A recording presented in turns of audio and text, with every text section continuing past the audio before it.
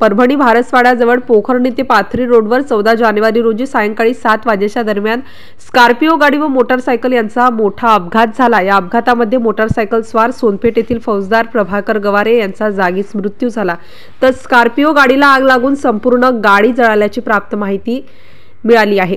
सोनपेठ येथील फौजदार प्रभाकर गवारे हे आपले कर्तव्य पार पाडून मानवतकडे आपल्या राहत्या घरी जात होते। ते तेथून पोखर्णी मार्ग मानवतला जात असताना भारसवाड्याजवळील वळण रस्त्यावर पारतीकडून येणाऱ्या स्कॉर्पिओ गाडीसोबत त्यांची जबर धडक झाली। या अपघातामध्ये मोटारसायकल काही अंतरावर जाऊन पडली, तर फौजदार गवारे हे रस्त्यावर पडल्यानंतर जबर जखमी झाले। त्यामध्ये त्यांना गंभीर दुखापत झाल्याने त्यांचा जागीच मृत्यू झाल्याची माहिती पोलिसांनी दिली आहे। या अपघातामध्ये स्कॉर्पिओ गाडीलाही आग लागली व ती गाडी देखील जळून खाक झाली आहे।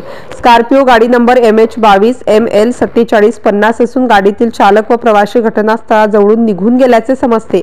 घटनास्थळी दैठण्याचे सहाय्यक पोलीस निरीक्षक BR बंदखडके, फौजदार मुंडे, पोलीस कर्मचारी कुकडे, रस्साड यांनी जाऊन पाहणी केली। MCN न्यूज मराठीकरिता माबूद खान, परभणी।